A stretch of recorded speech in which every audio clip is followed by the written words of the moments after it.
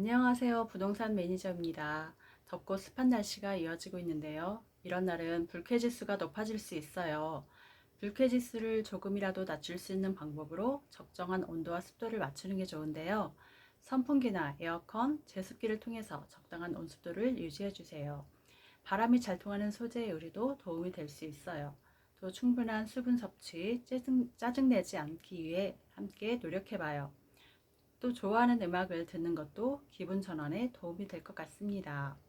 오늘은 전전세와 전대차의 차이점과 주의할 점에 대해 살펴볼 건데요. 요즘 뉴스를 보면 일부 지역은 전세가가 매매가를 초과하는 깡통 전세가 늘고 있다고 하는데요. 전세가가 상승하는 요인으로 직장이 가깝거나 교통이 좋다는 이유로 잠시 살 집으로 집을 사지 않고 전세를 찾다 보니 전세 물량이 수요를 따르지 못해 빚어지는 현상과 아울러 아파트 가격이 급상승해서 매매보다는 전세를 찾는 수요가 많은 것 같아요. 이런 상황에서 내 집 없는 사람들에게 높은 전세 가격은 큰 부담일 수밖에 없는데요. 저렴하게 세를 얻을 수 있는 방법이 있는데 그것이 바로 전전세와 전대차예요. 여기서 전전세란 무엇일까요?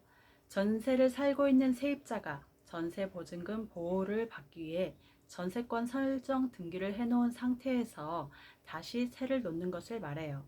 이때 집주인의 동의가 필요할까요? 아닙니다. 전세권 설정 등기는 전세금을 지급한 전세권자가 해당 부동산을 자신의 용도에 따라 사용 수익할 수 있는 권리예요. 전세권은 물건이므로 집주인이 관여할 수 없어요. 그래서 기존 세입자는 해당 전세권을 다른 사람에게 빌려줄 수 있어요. 그렇다면 전전세의 조건은 과연 무엇일까요? 전전세 보증금은 기존 전세 보증금을 초과할 수가 없어요. 전전세로 인해 주택의 하자 또는 문제가 생길 경우 기존 세입자가 책임을 져야 해요. 기존 세입자와 집주인 간의 계약 기간이 끝나게 되면 전전세 계약도 끝나게 됩니다.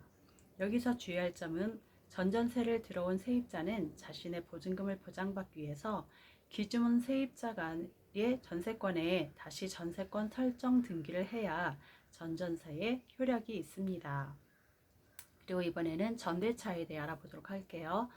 전대차란 전대인, 즉 전세권 설정 등기가 없는 기존 세입자에게 다시 세를 얻는 것입니다. 이때는 집주인의 동의가 필수예요. 만약 집주인의 동의 없이 전대인에게 다시 세를 얻은 전차인은 여기에서 전대인에게 새로 세를 들어온 사람입니다. 이렇게 다시 세를 얻은 전차인이라면 집주인은 전대인과 임대차 계약을 해지하고 또 전차인 또한 나가라고 할 수가 있어요. 하지만 전대인이 집 전부가 아니라 일부분만 세를 준 경우에는 집주인의 동의가 꼭 필요한 건 아니에요. 전대인이 계약기간 만료로 인해 계약 해지되는 경우 집주인은 6개월 전에 전차인에게 통보해야 하는데요. 전차인이 해지 통보를 받은 날부터 6개월이 지나야 해지 통보 효력이 발생해요. 만일 이 시기를 놓쳐 전차인이 집을 못 비워준다고 하면 곤란한 상황이 되겠죠.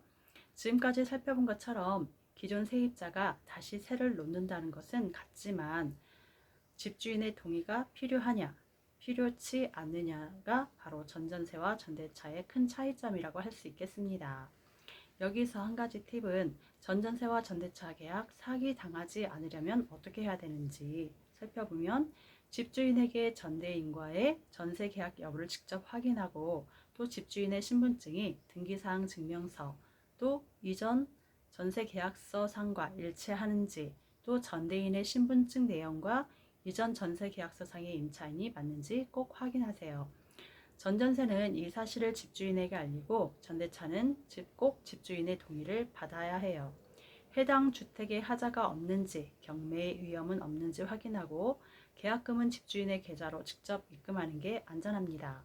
전입신고와 확정일자를 꼭 받아서 내 소중한 보증금을 지키도록 해야 하겠습니다. 오늘은 여기까지입니다. 오늘 이 영상을 시청해 주셔서 감사드립니다. 다음에 또 만나요. 감사합니다.